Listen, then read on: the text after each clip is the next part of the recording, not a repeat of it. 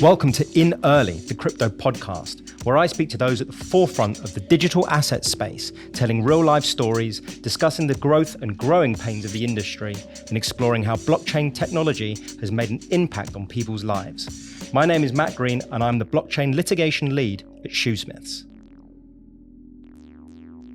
This episode features Paul Densley, the Director of Sales at both CryptoLock, an initiative that helps customers prevent and, if necessary, detect and recover misappropriated assets, and PolicyDoc, a platform that as a service to automate insurance. We talk about how CryptoLock provides a full service to protect digital assets from hacks and thefts, as well as how data gathering and APIs play a key role in streamlining detection and recovery processes.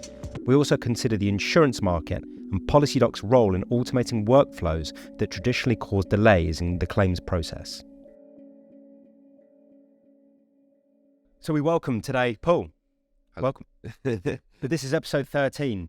We had a pre-chat before. How do you feel about being 13? Well, it's a lucky number for me in some ways. Well, perfect. You did. I just want to sort of start off a little bit about you, as I tend to do, because there are people in the industry who've been here for a while, and I suppose the public don't really know how they get into Bitcoin, blockchain, everything else. So it'd be useful to hear about your story and how you got into this space. Sure. So I think it's important to mention I had a lot of background with developers. So for a long time, I've been outsourcing developer services via Poland, where I'm currently staying at the moment.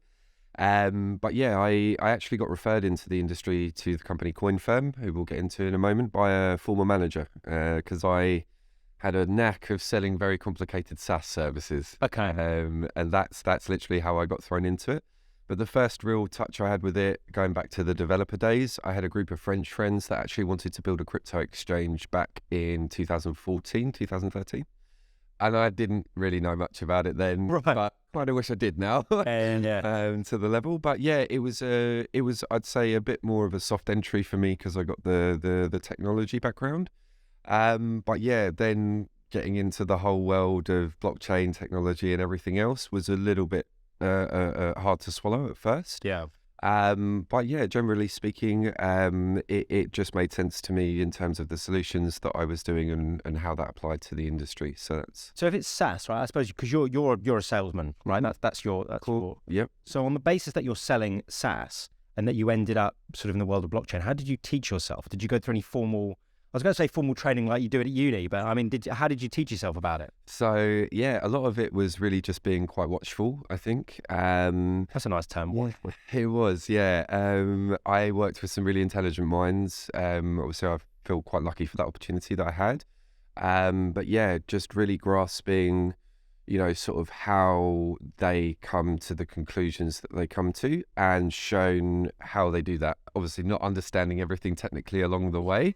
But as long as they were able to explain to me exactly what it does and how it functions, I could generally get my head around it. So yeah, it was a long learning process. I'd say probably the best part of 6 months to a year to really get my head around the industry. Is it a matter of using what is in the legal industry a really ugly term, which is when you're a trainee and they say you've got to come into the office so you can learn by osmosis? Is it a bit like that? Yeah, pretty much. But they labelled it from a sales perspective. They labelled it as no one really sells anything until their first 12 months. Okay. And that was what I broke it in. But I actually done my first deal within my first 2 months. So yeah, that kind of put truth to testament around my play. That's very good. Yeah. So then you moved from SaaS or part of your SaaS sales ended up at CoinFirm and CoinCover. That's correct. Who are some of the leading names in the industry at the moment. Just very briefly, just so people who aren't familiar with them know, what do CoinFirm and CoinCover do and what were you doing there? Sure. So I'll start with CoinFirm because that's where the core of my experience come from, which was 3.5 years. They're an AML provider, so anti-money laundering. Yep. And basically what they do is they provide the analytics, which is on-chain, to be able to help trace and track assets and funds, but also to identify any risk attached to them. So very similar to traditional anti-money laundering, just new technology. And basically, yeah, it was, if you boil it down to the bare basics, it's data collection. It's going back as far as you can with the different blockchains and being able to see that far back And that's kind of really what the name of the game is when it comes to anti-money laundering technology in blockchain. So, I mean, the core of what we did at CoinFirm was to provide a platform which enabled wallet checks, reports, transaction monitoring. To clean up the industry at that point, right? To make sure you're dealing with the people who you say you're dealing with. Yeah, so the technology itself is kind of like the first and last line of defense for any crypto business. So obviously, you have to check the individual users. I mean, it obviously goes hand in hand with KYC. Yep. And then the other is obviously to keep your business safe as well. Yeah, fine, okay. You know, there are many different ways, which I'm sure you're familiar with, that people can get around things. And, you know, it's an ever-changing landscape. So it's always been a technology that needs to be kept up to date. Yep. As well, which is also important. But, you know, this also leads into, let's say, the darker side of the industry of the investigations. Yeah, that's my world. Indeed. To some extent. I actually have coin cover coming in at a later date, so I'm going to save too much what they do because I'm going to let them speak themselves, and maybe if CoinFirm want to come down, I'll let them tell their story. But I think it's worth turning over to Policy.Cryptolock CryptoLock and yourself a little bit. It may be worth starting with who Roger is, because I believe he's your business partner. That's my boss. He's your boss. Yeah, to clarify that, just in case you're listening. So tell me a little bit about Roger and how CryptoLock Policy.Doc came about, and then we'll go into what they both are. Definitely. So yeah, my time with after I've been with CoinFirm, I then moved to CoinCover, which is a little bit confusing on the email. Yes, on the CV. Indeed. But yeah, really, this is where it all kind of starts, because I mean, without going in too much detail of what CoinCover does, there's an element of insurance there. Yep. And this is really how Policy.Doc and CryptoLock came to life. So through the industry and the network and people I know, I do have to give a big shout out to Elliot Lacour as well. He was formerly of Merkle Science, which is another provider such as CoinFirm, sorry. And yeah, just through the industry, I felt my time with CoinCover sort of came to, let's say, a graceful end. And I'd held discussions with Elliot, and he was kind of the matchmaker there, knowing that Roger was looking for somebody very much so like myself. So we got introed, hit it off straight away off the back. I'm not a big golf fan, but Roger is. Okay. But I can play a little bit. But obviously I'm very heavily involved in fantasy football as well. Okay. I like doing my FPL, and even got him on board in some of our money leagues. Oh, nice. Yeah. So yeah, I mean, you know, general guys chat, and then yeah, he pitched me with what he was doing and where he wants to take it. So just to define, you know, Policy.Doc itself is an insurance solution as a platform as a service. Yep. And CryptoLock was born out of that due to our partnerships with the likes of Merkle Science and Black Panda, who Roger knows being based in APAC, Singapore. And because Roger is from Singapore, he lives in Singapore. Correct, yeah. There's a lot of time in mainland China, a lot of time out of Singapore as well, even South Africa, which sort of spreads it. He's a very ubiquitous person, I can say. Yeah. Spends a lot of time in Dubai, yeah, as well. Okay. And yeah, we just had a really, really, you know, engrossing conversation about the industry, what he would like to achieve, and, you know, what we see as the 1%. And when I say that, everything that we've talked about up until Policy.Doc or CryptoLock has been the 99% of pre-breach. So what CryptoLock rolled out with is post-breach, and that's exactly what the services have identified. So okay, well, let's take each of them in turn. I mean, we had a conversation prior to this. I was going to do Policy.Doc first and then CryptoLock, just because that was chronological order. And you said, well, look, Matt, that should be right, but you're more involved these days, as far as I'm aware, in CryptoLock. And so I think we should take that one first. So, on that basis, as far as I'm aware, it's a project centered around my world, which is sort of thefts and misappropriations, recoveries of crypto assets. So tell me what it's all about, what service it provides, and to who. Sure. So with CryptoLock itself, like I say, we are like the last line of defense. And basically it's for, you know, like I say, the post-breach. So you're not going to be able to directly prevent a hack or predict a scam happening, which if you could, we wouldn't be sitting here probably. I wouldn't have a job. Beach, yeah. But yeah, so basically, yeah, what solutions they have in place that align with their AML policies and compliance. Generally speaking, a company would naturally receive those notifications on any transaction or wallet activity. But those notifications of that happening, those actions happening, normally stay within those platforms. Right. They are configurable, but as ourselves as CryptoLock, what we provide is, it's more of a membership service, and we basically just monitor the wallet addresses that they give us, and from that we can actually use APIs to create, Sorry, just an API is yes, it's an application programming interface. And what does that mean? And that basically means that it helps different software solutions communicate with each other. Oh, okay, fine. Yeah. So, let's take, your Facebooks and your Instas and stuff. If you think about when you log into a different application and you can sign in through your Facebook or your Insta, that's an API connecting all of those platforms together. So an API basically speaks the languages of many different software solutions to be able to... So they can communicate with each other. Exactly. So just so I understand how this works, you have a subscriber, so someone pays a monthly fee to get this service, right?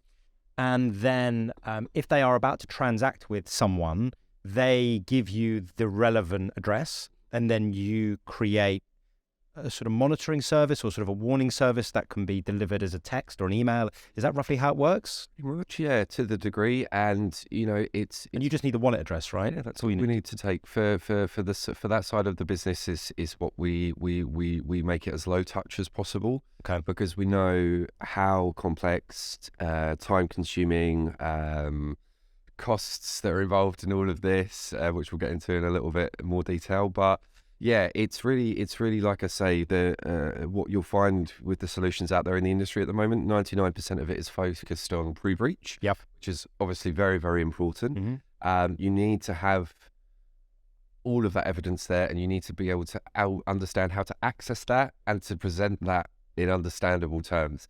So what we do is we let all of that happen, and then look, without sounding too skeptical or conspiracy tin hat theorist, no one is safe. And I don't mean that in a bad way. I just mean that there are ways in which people can get around protocol systems. I mean, we see it in many different shapes and forms.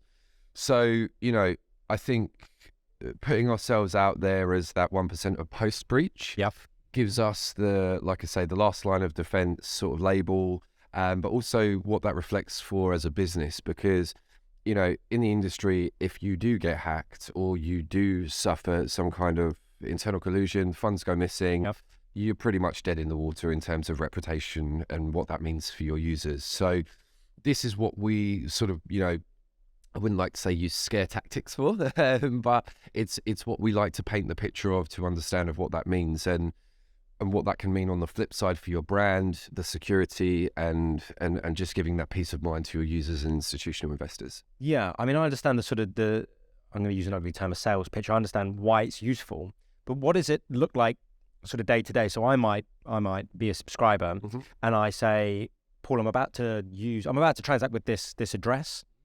Then you guys would run it through your systems, and it would say, actually, this is associated with I don't know, terrorism, or is that the sort of thing that happens and it gets flagged, and or it's associated with an individual who is wanting to poll or something? Is that the sort of thing that happens? So that's definitely an element to it. I'd put that a lot more on the shoulders of the AML providers who identify the risks, as we've talked about CoinFirm and Merkle Science, just to mention a few other, Chainalysis and Elliptic. Being in the industry, you kind of get to know all of those guys. I'm sure you know a few yourself. But yeah, they're the ones that would definitely sort of flag the risk. With our solutions, what we can do, if you consider it as a sort of glorified case management system. Okay. I'd say it like that. So all of those checks and everything would be done. We would then also use the analytical services if there was an illicit transaction that wasn't done through the means of the normal channels, let's say. And that evidence is then all collected within our system. So whether those guys are using Merkle, coin cover, chain analysis, whatever. They have a place there to then put together all of that evidence they found from all of their different sources. Right. So it all comes to you. Exactly, yes. So that's Do something with it. yeah, the next step along of that process. So realistically, if they've already identified that terrorism or a sanctioned individual Interpol, they shouldn't be dealing with those. But if there is a transaction, because it happens with, yes, say for instance, someone gets hacked, you're saying is that doesn't matter where really you are on the internet, you can pull all the information or the relevant information, the metadata, whatever it may be, together in your platform so that something can be done about it. exactly that. I think that sort of brings us to the next point, which is sort of going through this in more granular detail, if that's okay, because there are several arms to protecting crypto assets with CryptoLock. Having read your website, it says prevention, detection, recovery, right? So I think it's useful just to take each in turn, if that's all right. So how do you, and to some extent you've answered this, but it'd be useful to understand in more detail, how do you help clients prevent thefts? You have scanning capabilities? Do you use third parties? How does it work? Yeah, sure. So this ties into, once again, levels of compliance and AML policies that companies have a set standard from licensing obligations from different, jurisdictions and financial regulators. Yep. So with that in mind, there is obviously, let's say, I can say as official guidelines as to what needs to be in place. So once again, that is vigorous checking, basically, of wallet addresses, KYC information. Are those your guidelines or are they third parties? We can include it within our services, but like I say, once again, we lean on the AML providers Yeah, for makes that. Yes, but they're tried and tested, aren't they? yes, exactly. Well, yeah. Well, I'd like to hope so. But generally, yeah, from what I've seen, they know what they're talking about and what they can show. So yeah, that level of prevention, I'd say. Look, we mentioned prevention because having these things in place probably reduces the risk and the amount of chance of it actually happening. Well, prevention is better than cure. Yes, exactly. Like I said to you, I mentioned before, if we could predict these things happening, I mean, look, I think the industry's been up and running long enough that most people can probably smell a Ponzi or a rug pull now from maybe a mile away. But that's not to say that it doesn't still happen. 100%. And there are hacks that happen as well, which I think brings us on to number 2, which is the detection part. Mm-hmm. So tell me more about detection. Clients get alerts from you. How is it triggered? What does it look like? Sure. So, look, the alarm bells go off. There are numerous levels and channels that would happen and people would see this through, depending on the nature of the hack. If it was an external threat or a brute force attack, for example, where somebody would break into a company's systems and obviously take control and manipulate whatever funds they wanted from that session. So that's something that, can really be tracked and traced a little bit. Monitoring service. Yeah, So technically, you're constantly feeding the system information, and when a transaction happens, it automatically gets flagged. It detects a wallet that may be associated with something nefarious, right? So, I mean, just to break that down a bit more, transaction monitoring is pretty much real time. Yeah. If we go into wallet checks, that is obviously a static report up until the point of the requested report. Now, you can also use a monitoring panel, for example, where you would upload a wallet address, and that would actually be, the check on the wallet would be refreshed literally every 15 seconds from what I'm familiar with. Right. And, that then would keep that as up to date as you possibly could. So, yeah, that is the level that is really, met and upheld by crypto businesses and to the extent of giving them the opportunity to see when this happens and to catch it. Look, if we talk about, once again, going all to the flags of, per se, terrorism, drugs, arms, whatever it might be, these are, very, very identifiable risks, and wallets that are associated with, even whether they be, one transaction away or 10 transaction away, that can even be detected. Yeah. So, people think about, how do I get around this from a hacker's perspective, if we can say it like that, or a criminal perspective, and they start to use wallets that aren't flagged.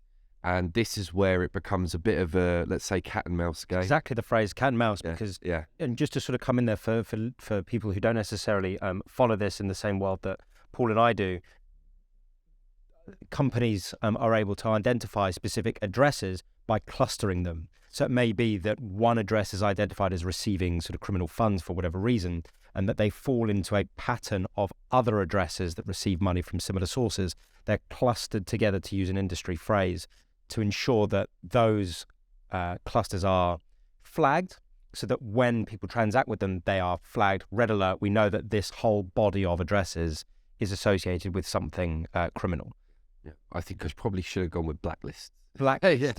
Yes, indeed. So there are, like I say, they're companies themselves, once they identify this, because I think it's also important to mention that these AML providers are sourcing all of these kind of risks to identify themselves. Yeah. So obviously, there are ones that are released by financial regulators or governing bodies or authorities, which everybody, adheres to. I think if it's a good to perhaps to shout the FATF, which is a kind of like an over-governing body of the regulators, but they seem to sort of set the standards within crypto, but they are the ones that release the sanctions lists, for example. Okay. Which is very, very, a strong list which everybody has to stick to and watch for. Yep. I mean, just to give as an example, what they're sort of looking for there. So, I mean, when it comes to the detection part, like I say, each of the different AML providers have very different platforms which do a lot of the same stuff, but from each of those different providers' sets of data. So it's pretty much all the same, but the longer they've been looking at the data sets, the more sort of accurate they can be, and the further the checks can go. Okay. And just to sort of bring it around then, because part 3 of what CryptoLock does is recovery, and I guess this is probably where we work together and trace and recover funds. Who are your key partners, and how do they add value? Like, what do you do to recover things? Sure, definitely. So this is where it does get a little bit, intense, I think is a good word to use. And the reason why I say that is, if you can imagine the victim or a company that's been hit or affected by any kind of hack, they are, at a real loss and in panic mode of what to do. Yep. A lot of throughout my career, I've had to console and deal with victims that have lost, very, very large amounts of money. Yep. And really, you have to be, I don't want to call it a shoulder to cry on, but you have to be, the person there to sort of put your arm around them and talk to them about what options they have from here. So that's part of the job is to really, let's say, first of all, calm people down. But secondly, it's also to, kick things into action once this has happened. So the prevention is the big part of it. So everything we've just discussed previously, if an individual or a company hasn't taken those steps to track and trace what's happened, we sort of step in and we can provide that evidence for them within an instant. This evidence actually would then be, evidence that could stand in court. So this is the evidence that you've used in part 1 and 2 that you can use in the recovery. Exactly that. Depending, like I say, once again, I think it's important that we keep individual users separate from clients, because I'm pretty sure an individual user wouldn't go out and take an AML software solution. Just you never know. You never know. I mean, look, that could be a business model. But I'll let them get through to that. So, realistically, look, I mean, this is a question I ask people when I'm speaking to people on the phone. Is like, what do you do when the crap hits the fan? Who do you call? And 9 times out of 10, I get the response, I'd probably sit in a dark corner and cry. And I wouldn't know who to call. Not the right answer, especially for the world I'm in. Exactly. So, generally speaking, the rule of thumb is most people would go to lawyers and legal services. Now, without having any of what we've previously mentioned, the evidence, and then looking into, sort of the costs of legal services, the cost of the evidence, and obviously if you need somebody to actually investigate this, so investigational services from a cybercrime perspective, these are what I'd call like the 3 elements of what you need to bring together to actually get the funds back. Legal being one of them as well, like we mentioned. Yeah, because it's sort of odd because I come in at this stage as a lawyer who sort of dictates the process. So at this stage, I would obtain the evidence that you guys provide, give that to an investigator to make sure that we have a tracing report, a blockchain analysis report. Then we could go to the court and seek to freeze funds and then recover them. And recovery method is vary depending on how people respond. But so long as we have the initial information, like from people like yourself, that are fed into a forensic report, then there is usually a good chance of recovery should the facts be right. So it is a tried and tested formula, certainly from my end where I come in at the end. So it's good to know that there are proper solutions out there from prevention all the way through to cure. Definitely. I think it's also good to touch, how we actually came about to Met as well. Cause, I was thinking about that. I couldn't remember. That's right. So I do. I've got quite a good memory, even though I shouldn't have. But no, 3 years ago, we spoke and you were with a different firm then. Oh, yeah. And obviously, I think... 3 years ago? Yeah, oh, okay. Long time. So yeah, I think you kind of you're on the right path to understanding where this goes, and to find your source of evidence. And I think watching what you've done in the industry over the years, and I think touching on what we were just saying, the speed in which you need to react within this industry is very, very important. So the sooner that let's say the alarms are sounded in this instance, the more chance you have of getting those funds back. But just touching on that, I think what you've seen from when we were first in touch up into where we are now, it was a very, very different story back then. Completely different. Systems are better. So the information gathering's a lot better. There are systems in place to allow us to put pen to paper, to tell the story to a judge. And I think that the systems that we're able to use in court to freeze things, and the processes and the dialogue that we have with exchanges is much better as well. So from when we first met 3 years ago to now, it's a completely different ball game. For sure. I mean, it's good to know that there are sort of A to Z solutions, which is, as we described just before. I think it'd be useful to understand some of your partnerships as well. I went through your website and had a look. So I've got here Argos A KYC. I hope I said, is it Argos A or Argos? Or I believe it's Argos. Argos KYC. Yeah, I know it's a typo from my part. Then I've added an A in. But Argos KYC, old school brand in this country. Yeah. yeah. Hey, they're really great guys, and actually I met them when I was back for the Blockchain Expo where we caught up as well. Yeah. And the one of the founders, Wonky Lee, he's I believe he's Korean, but he resides out of the US. Okay. We sat and had a great chat. As I mentioned previously, with the AML providers, KYC goes hand in hand. Yeah. If you can imagine, as a general member of the public or a user, whenever you sign up for an exchange or whatever kind of platform, you have to give your personal information ID. Yep. So that's exactly what these KYC providers are. But Argos specifically stood out to me because of their involvement in the crypto industry.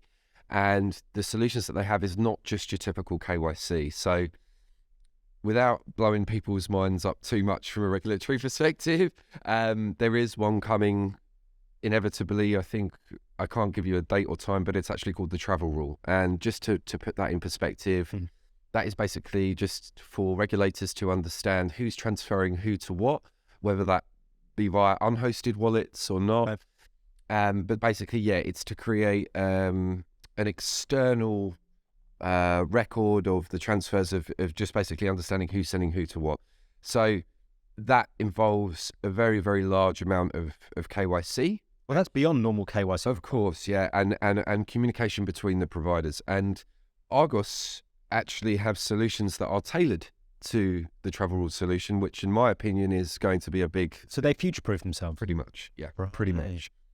Who else are some of your partners? Because there was quite a long list. Sure, there is. Useful to get maybe one more. Yeah, sure, no worries. Obviously, Shoesmiths, if I can mention that from a legal perspective. You guys do, an outstanding job. I think, we're in the trenches together on the front line, so that's one definitely worth mentioning.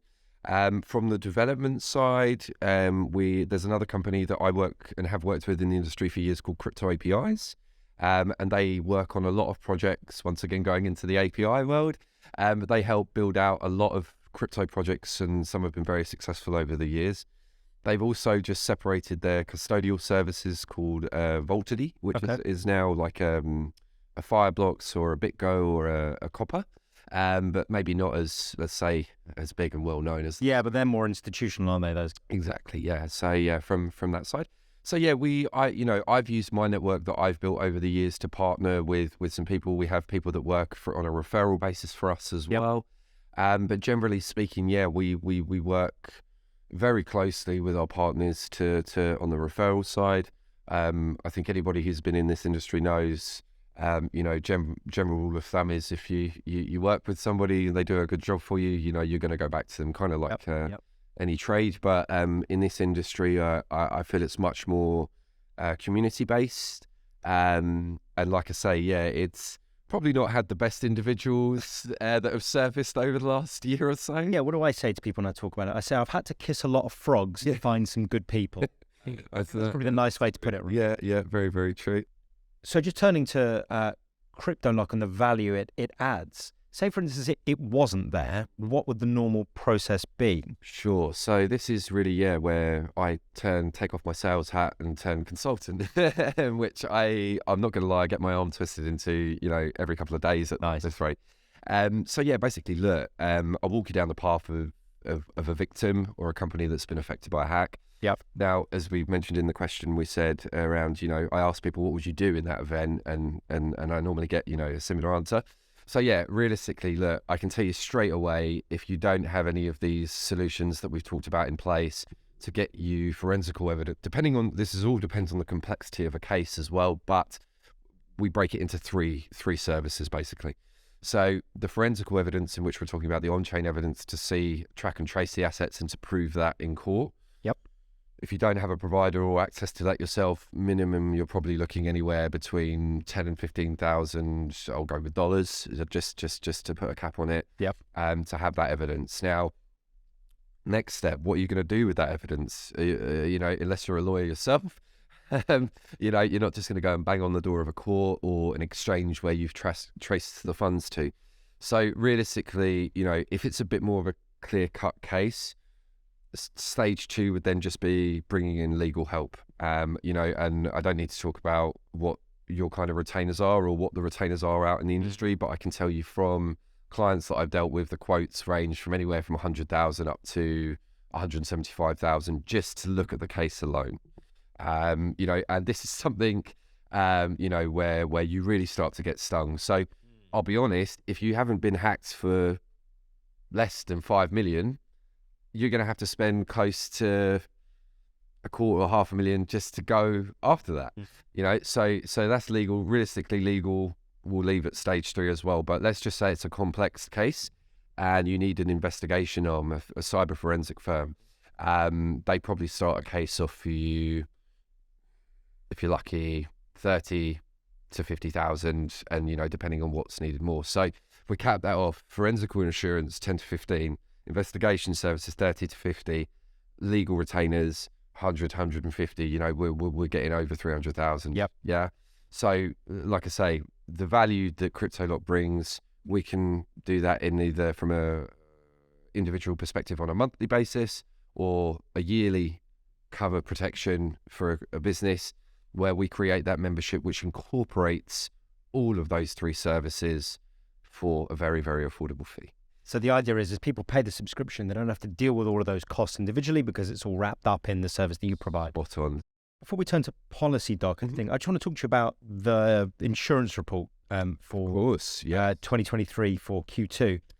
Tell me what it's about. Sure. So this one definitely raised a few eyebrows, I think, but we done it with the best possible intentions so people can understand what the state of the industry is and what's available to them at the moment. Okay. So just to explain what it is, we've released a crypto insurance report, which basically, outlines, what solutions are available, what companies are working with the underwriters, the levels of cover that you can currently get, and what that process looks like, and the different types and styles of policies that are out there, and just really sort of where and how that has started and where it is up to today. So it's just really a good overview so people understand exactly what insurance they're getting if they haven't already got it through, let's say, one of their custodial providers.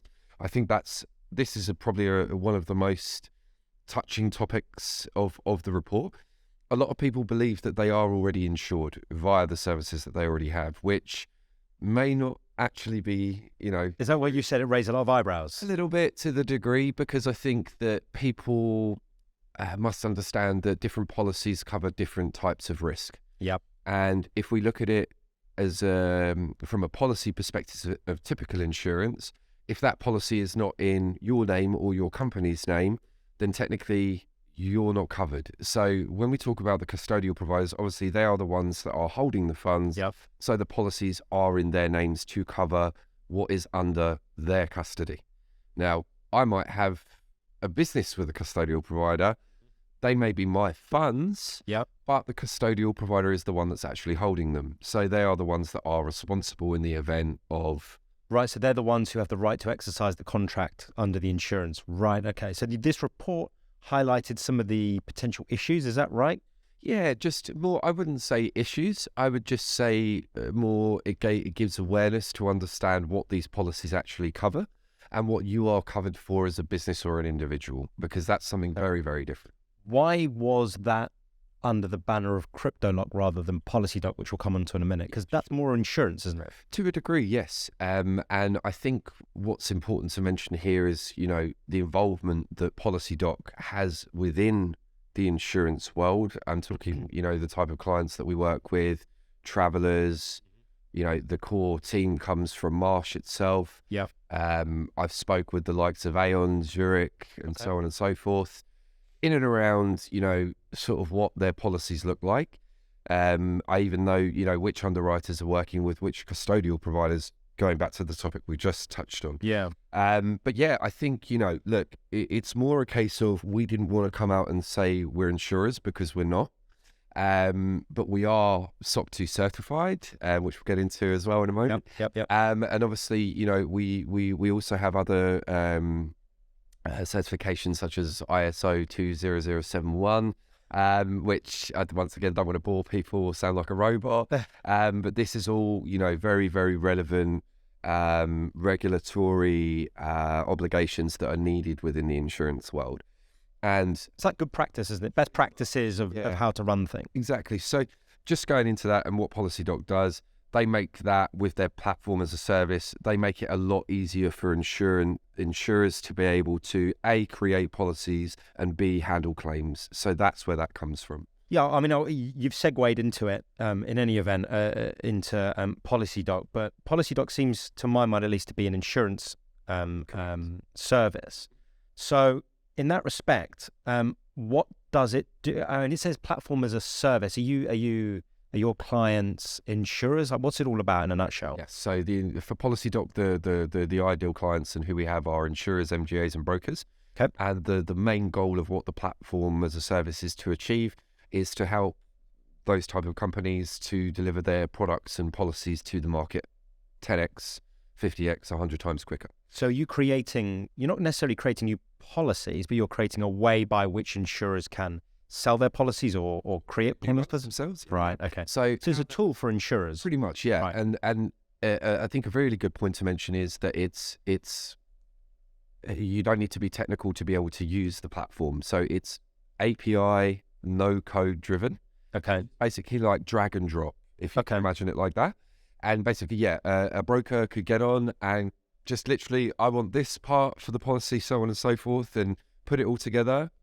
It's like Frankenstein's monster thing. I need this, put it together. What is it? What's the end result? Yeah. Right? Does that mean I could use it as someone who's not in insurance? Pretty much, if you wanted to insure something. Yeah. Well, I think it would be a bit more of a, let's say, a certified route than just going through ChatGPT, for example. Right. Okay. But yeah, no, that's literally what PolicyDoc, if I was to stamp it, platform as a service, API driven, no code for insurers, MGAs, and brokers to help deliver their products and policies better to their users and the markets. That's a very good nutshell. I had a look on your LinkedIn. There's a quote I just want to read out, and then we'll sort of go through it to make sure that I understand it a bit better. Sure. So it says the platform was a service solution for insurers, brokers, and agents. PolicyDoc digitizes and automates insurance workflows and drastically reduces the time to launch insurance products online. So I suppose we've spoken a little bit about what platform as a service is, so I'll skip over that. But What are some of the issues in the insurance world that you're looking to overcome, and how? Sure. So instantly, I can say from personal experience and dealing with clients that have insurance policies that are making active claims, we haven't seen too many results from the insurers. We're also, and the underwriters, and the brokers, we're also noticing that the amount of time that is spent on analysing these cases, the toing and froing of, understanding exactly what's happened to meet the policy for it to actually become a claim. This whole process of what we're finding right now is some people's worst nightmares. So someone's bought a policy and then they're like, okay, I want to claim on it, and it's that back and forth that is painful. Yes. That's the point. Exactly. And once again, this also delves into what we were mentioning about, what the policy actually covers, because this is something that, A, you may be entitled to the claim, or B, you're not covered for it. And that is literally, it's as black and white as that. So do some people think that they're covered, but it's actually cover, I don't know, say if there's a flood and it floods the physical, I don't know, just to use a term, ledger, say, as opposed to if there's a hack and it's taken the assets from within? Because they're two different things, right? One of them is something to do with physical. Is it a bit like that where people think, oh, I'm covered, and they're not? Is that very much so, yeah. So look, I think at the end of the day, if you make let's say, I'd like to call it an educated guess on your risk management, and you know where the risks lie, I think it would be very important if you were looking for an insurance policy to make sure that all of that is included within your policies. May be hard to do, and you may have to scratch the back of the underwriter. Yeah, a bit. Yeah, fine. And dare I mention, what sort of premiums they're going to start throwing at you.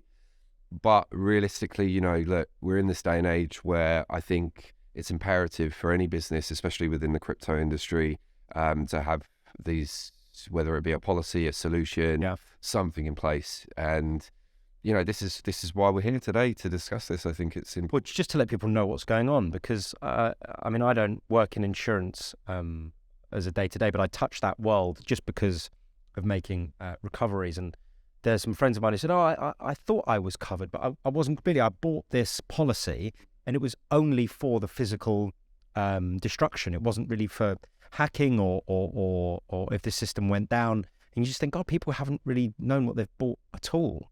They just think that they're covered because there's just some general wording. So are you saying that Policy Doc, to some extent, solves that problem?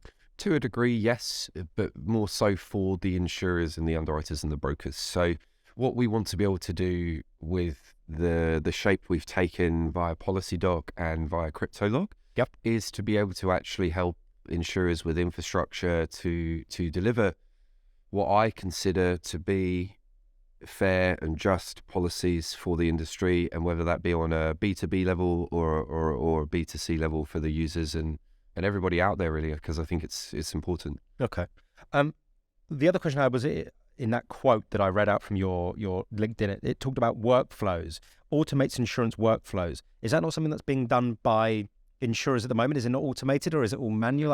How does it work? Yeah, sure. So this is also, it's not just with the insurance. This is to do with a lot of the stuff that we've already talked about that the crypto companies have to do to monitor the assets and track and run reports and everything like that. So as I mentioned before, everything is kind of kept within these platforms, and you do have case management tools within those platforms to, let's say, upload any evidence. Now, the reason I also mentioned how Policy Doc CryptoLock comes in as a glorified case management system is because I know from working within the industry for said period of time that all of this becomes very scattered.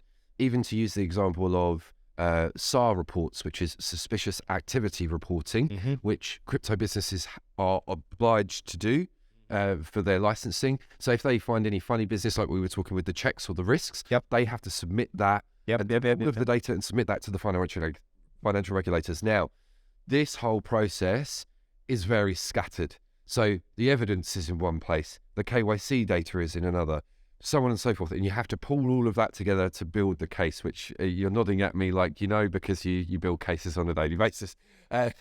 So all of this is what we're talking about here, in terms of improving the workflow.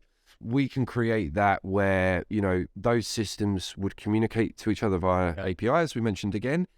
And it basically automates this and packages this all very, very nicely for the likes of yourselves. So insurance lawyers, instead of receiving loads of different emails and it coming from different places, it'll just be in one lovely folder. Yeah. Essentially, that's either I suppose a metaphor for it, or in reality an actual folder. Yeah. Just in one nice place. Well, I've even seen, private keys photographed on a serviette from a bar as part of evidence before. So, it really can. That's great. Yeah. It can come as, really, really any shape and form. And I think, this is where a lot of the time consumption comes in, a lot of the costs.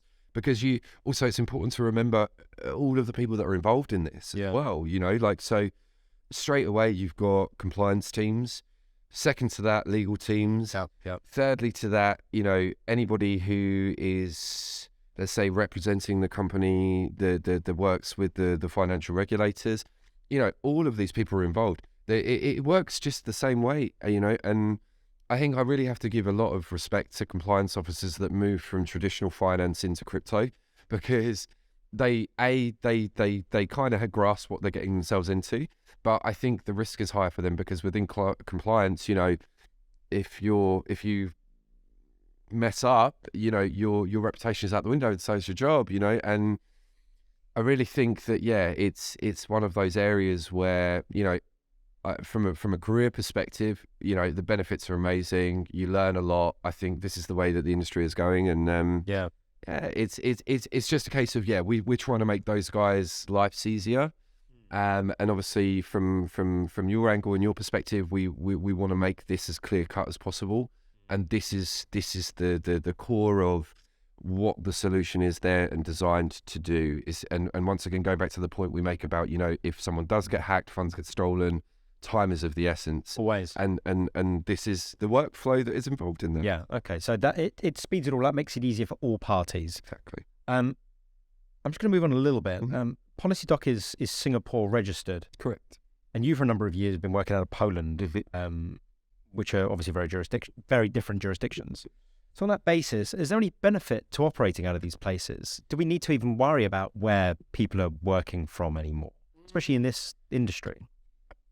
Personally, I feel that it doesn't really matter too much on where you are as an individual and doing your work. Okay. But from a crypto industry and jurisdictional perspective, there are, let's say, more crypto-friendly places than others, right? So I think, look, you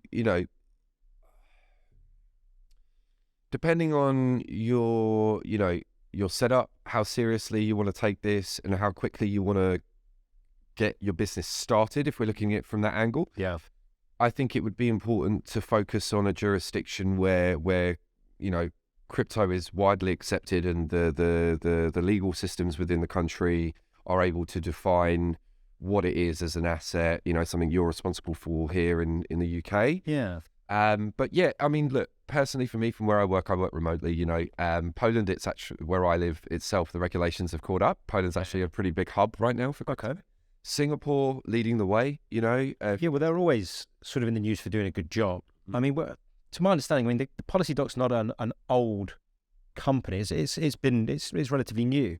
So is there any advantage to having these bases, Poland, Singapore? I mean, it seems like you're sort of trying to conquer the world all at once. Is that the tactic? Is that what you're saying to me? Yeah. So I've worked in the industry, like I say, for 5 years. When I initially started, through the company I work for, I was given regions to work in. Yeah. Turkey being one of them. A lot of people would have thought, God, you're never going to do anything there. But I mean, you look at their political situation 3-4 years ago with Lira, people went to Bitcoin, people trusted. I was right there working in the jurisdiction when their regulators, MASAC, stepped it up because there was a 3.2 billion rug pull that happened in Turkey, and that's what literally caused the regulators to sort of, wake up. I was talking to clients there that kind of knew this was going to happen already.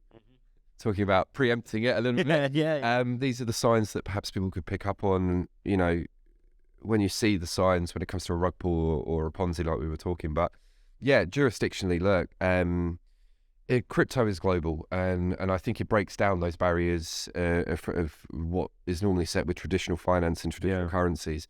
So look, from a business perspective and how you look at it and how it affects me and my work, you know, I've got a hot list of jurisdictions where I know that I'm more likely to find people who are A, in need of these solutions, B, in some jurisdictions it is becoming a regulatory standard for licensing. Thailand, for example, at the beginning of this year released for their licensing that you need third-party services involved to help in the event of illicit activities. You need to keep well on top of all the regulations. You've got to be all over it. Oh man, it's hardwired. Really. I can't tell you, like, I actually use, I know LinkedIn is probably a form of social media. I don't consider it that, but I'm on LinkedIn more than I am on social media. And that is, I'm not a heavy user of social media, but from a work perspective, it is my source of information. Now you've said that, I feel quite sad that I think I spend more time on anything else. I don't know, that's a good thing or a bad thing. Yeah, it's all right. I'm always a bit hesitant to, you know, post a GIF or something just in case people don't take me seriously. Is it a matter then, in terms of jurisdiction, and to be opportunistic? I mean, you saw to some extent a gap with Turkey. Is that it? You just got to keep an open mind, have to some extent a knowledge of what boots on the ground looks like, and then take that opportunity. Exactly that. I think, you know, anybody who's you know, actively, let's say, selling solutions or promoting or consulting in that direction, you have to understand the market you're working in. Like any other rule of thumb, you know, everybody has different traditions, different cultures, so on and so forth. I mean, like, look, let's take Turkey as an example because we've mentioned it. I have Turkish friends. I've grown up with Turkish people. I know sort of how they click, how they think. So it wasn't hard for me to strike up a conversation. You know, slightly different from a social meeting to compliance and AML, but you know, the same principles are still there. And yeah, seeing that opportunity there, and it was definitely, I mean, look, I ended up signing around 6 clients in the space of 9 months due to the reaction of the financial regulators. So if I wouldn't have known about that, then I wouldn't have caught them. You would have lost opportunity. Yeah, I wouldn't have been involved. So you're very right in saying, it is good to try and give yourself a heads up. You know, it's not that hard to find that information. You can generally get a feel of it through LinkedIn by looking at these companies in these jurisdictions and sort of seeing how active they are, so on and so forth, or reading reports from, you know, big media centers within the industry to sort of gauge and understand what certain jurisdictional governments are doing or certain financial authorities are doing within the... Well, you guys are posting on LinkedIn all the time. I mean, I think it's really good. I mean, you guys are constantly on it, on top of it. I know that there are a few, I was going to use the word influencers for LinkedIn, but I don't know if that's right, but you guys are certainly one of the accounts that I follow just for updated news. Is it you yourself doing it? I source a lot of it, being in the industry for the 5 years. You know, I have my sources, which I'm more than happy to share with anybody who wants to get involved. But generally speaking, my my head of marketing is never short of any topics. Content. Exactly. So, but yeah, it's all relevant because, like I say, we're talking about, you know, look, the main point is we're talking about the risks and the hacks and stuff out there. I'm not going to lie, there's pretty much a hack, I'd say weekly, if not bi-weekly. You know, and people need to be aware of that, and it's all part of the game. So, I have 2 more questions for you. One is about data, because I think there's a data angle with Policy Doc. I understand you're going through an SOC audit. I'd like to know what that means, and then why you're doing it. Yeah, sure. So basically, a SOC 2, once again, I can't unfortunately tell you what that stands for. But it's basically an audit to understand and set the levels in which coincide very much with data protection and the way in which the company uses that data. So very much in line with GDPR rules, I can say it like that. But a SOC 2 is actually a certification in which you get once you've been audited to understand that the company's data management is in line with regulatory standards. And I guess that's important because the value add that we've discussed through this podcast is the collection of data in an efficient and quick way to be able to give to relevant third parties who can do something with it. And that's the value add, right? Mm-hmm. Very much so. So very lastly then, where do you see the insurance space going in the next 5 years? Let's say 5, and why? Great question. So, I mean, if we reel all the way back to when you asked me, about how did I get involved in the industry, I didn't look at crypto solely as currency. I looked at blockchain technology for what it is. And straight away, the first two things that came to mind for me was voting. And we're going now 2015, 2016. And the second was insurance, distribution of wealth. Yep.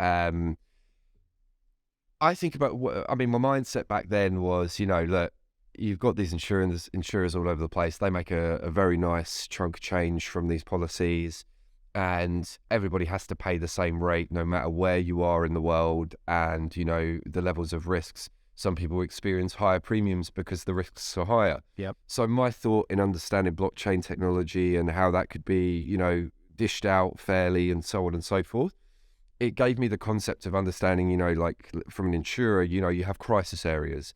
So the blockchain technology itself for me would have been a great way for, people not having to pay extremely high premiums on their policies. Yep. And never using their policies. Whereas there are people who do pay that need it. So, without going into it too much, I think blockchain technology is a very good fit for the insurance industry. And where do I see it in the next 5 years? Honestly, I'd like to see a policy as an NFT. I think that is and where the... Why would that add value? Because, and I'll take that back a second before you answer it. I've had a discussion with people whereby you could transfer property deeds as an NFT. That way you don't have to go through it. It is simply that one asset that can be transferred from A to B. So how would insurance then benefit from being into it? So, let's look at it typically now. If somebody would like to take a policy out, whatever it is, home insurance, health insurance, you name it, you have to go through all of that process. Documents are then, reviewed and issued via the insurer. This is all, digitally done via paper, signed off, sealed, delivered. Now, if we look at how that could potentially be transformed and put into a more efficient digital version of what we currently have right now, I believe the value of what an NFT holds would be very relevant to the industry in creating those policies the same way. Much more trusted from a technology perspective. And I think it's kind of cool. But no, I mean, look, not everybody's going to get that technology and understand it. I think, you could probably show that to someone and they'd say it's no different to what I look at from a digital online policy, But, look, at the end of the day, I see that I'm not going to go out and say that, policies can be edited and so on and so forth, because that doesn't really happen, But in reality, if we were to go down that line of an NFT policy, there's a lot less chance of somebody tampering with that or it becoming conflicted. And I think that is a lot of what sets the line in the sand of knowing A, what the policyholder is covered for, and B, knowing that the insurer has set that out in the right way. So, yeah, I mean, that's an ideal world. It's a management of data to some extent, right? Because it's all in that single NFT. Exactly, yeah. But yeah, I mean, look, 5 years' time, I'd love everybody to be using a solution like CryptoLock or PolicyDoc, for example, and making this whole situation seamless to the point of where you could set up a policy in the way that you could order an Uber, for example. So that's where I'd like to see it go conventionally in the next 5 years. And that's a really nice way to end this. Thanks very much for coming. Appreciate the time. Appreciate your time as well, mate. Thank you. This podcast does not contain any financial or legal advice, and you should not seek to rely on it as such. Opinions are the individual's own. This podcast was produced and edited by Joe Hawkins and music by Luke Carey. Thank you for listening and see you next time.